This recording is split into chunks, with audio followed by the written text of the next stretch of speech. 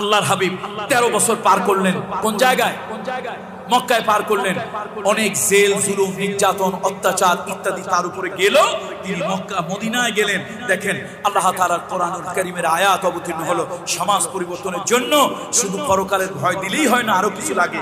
আল্লাহ তাআলা জানিয়ে দিলেন, ইন্নাল্লাহা ইয়া'মুরু বিল আদলি ওয়াল ইহসান وإيتاء ذي القربى وينهى عن الفحشاء والمنكر والبغي يعظكم لعلكم تذكرون।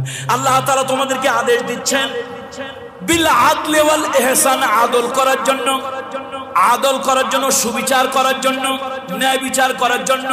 যেই সমাজে সুবিচার নাই, যেই সমাজে ন্যায় বিচার নাই, যেই সমাজে সত্যিকারে বিচার থাকে না, ওই সমাজে মানবিক বিপর্যয় হয়, মানুষগুলি অবক্ষয়ের চরম নিচে চলে যায়। কত ঠিক কি না?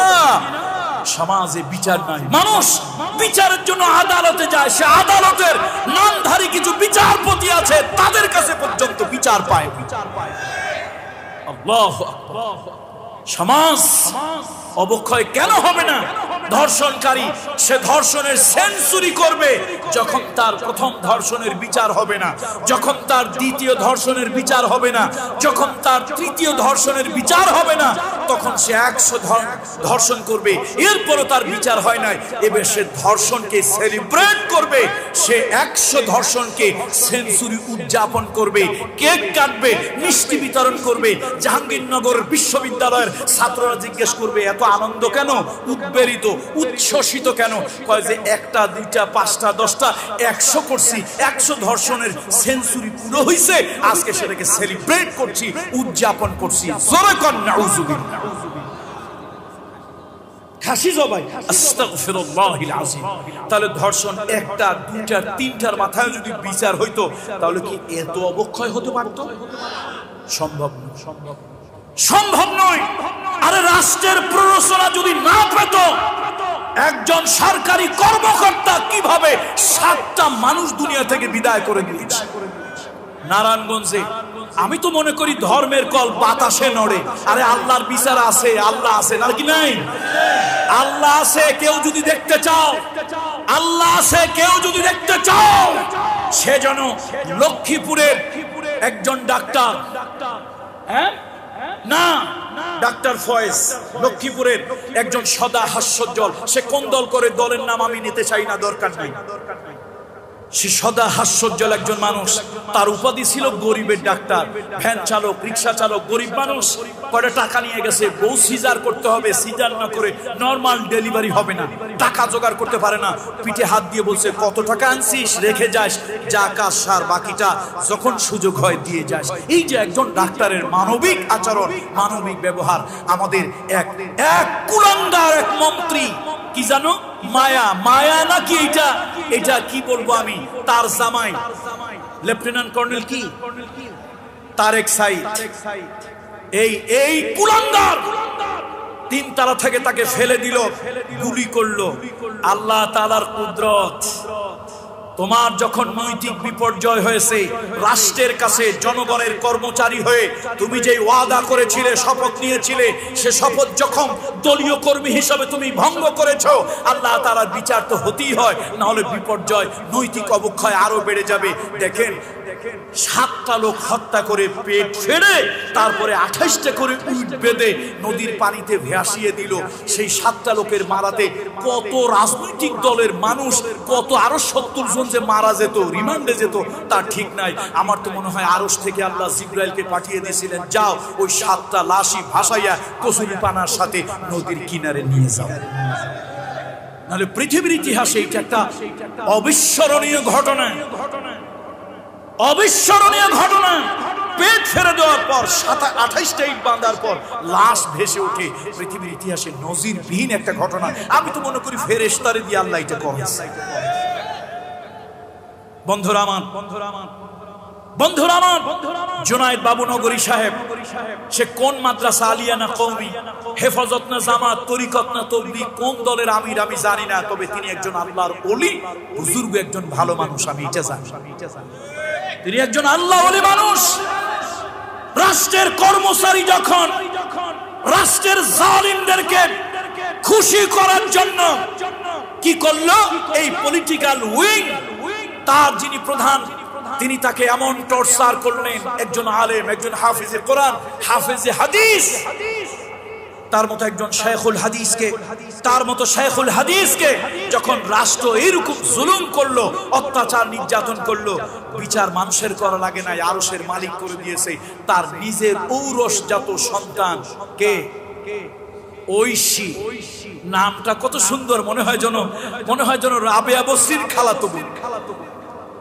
আল্লাহ তাআলা তারে দিয়ে তার বাপরে শিক্ষা দিল।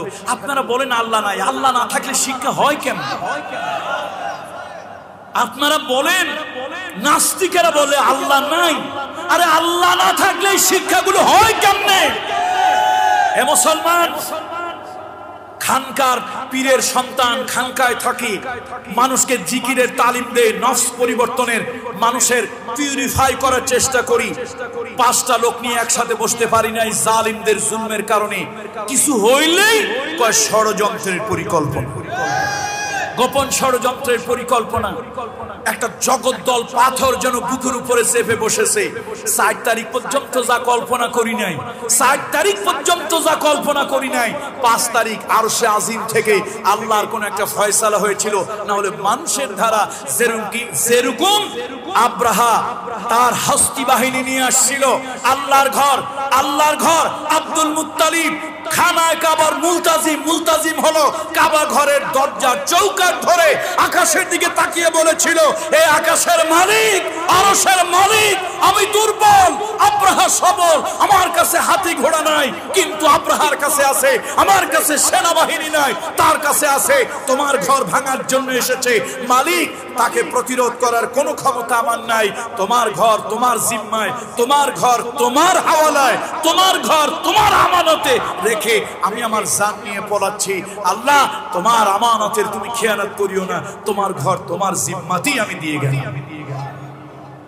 আল্লাহ তাআলা তার ঘর হেফাজত করেন। আব্দুল মুত্তালিব যা কল্পনাও করতে পারে, আব্দুল মুত্তালিব যা কল্পনাও করতে পারেনি, আকাশ থেকে আল্লাহ তাআলা ঝাঁকে ঝাঁকে তয়রান আবাবিল, ঝাঁকে ঝাঁকে পাখি, আমরা কই আবাবিল পাখি, এটা আরবিতে কয় বলদে সহি। এটা একটা অশুদ্ধ কথা, কিন্তু 1000 বছর ধরে চলে আসতেছো।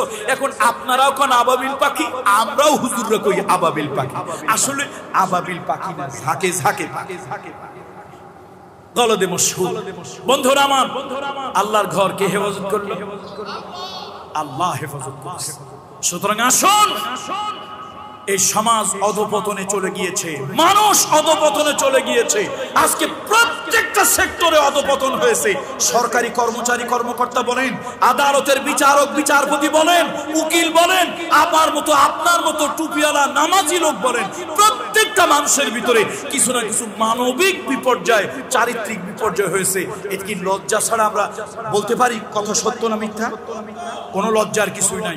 আমার মানবিক বিপর্যয় হয়েছে, আপনার মানবিক বিপর্যয় হয়েছে, সমাজের অন্ত্রে অন্ত্রে আজকে সমাজের মানবিক মানুষের বিপর্যয় হয়েছে, চরিত্রিক বিপর্যয় হয়েছে, নৈতিক বিপর্যয় হয়েছে, আদর্শিক এই অবক্ষয়ের সমাজ, এই বিপর্যয়ের সমাজ, এই ঘুণে ধরার সমাজটাকে আমরা যদি পাল্টাতে চাই, আসুন।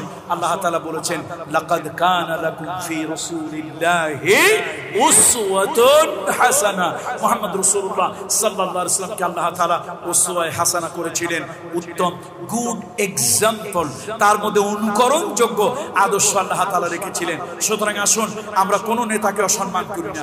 আমার জাতির যত সন্তানেরা চলে গিয়েছেন, সেই সরওয়ার্দী থেকে শুরু করে এক শেরে বাংলায় কে ফজলুল হক থেকে শুরু করে আমার জাতির যত শ্রেষ্ঠ সন্তানের বিদায় হয়েছেন দলমত নির্বিশেষে, আমরা তাদের জন্য দোয়া করি, আল্লাহ মাগফিরাতের কামনা করি, আল্লাহ তাদের ভুল ত্রুটিগুলি মাফ করে দেন। আল্লাহ যদি তাদেরকে মাফ করে দেয় আপনার আমার কোনো ক্ষতি আছে? আল্লাহ যদি তাদেরকে বেহেশত দেয় আপনার আমার কোন করবে?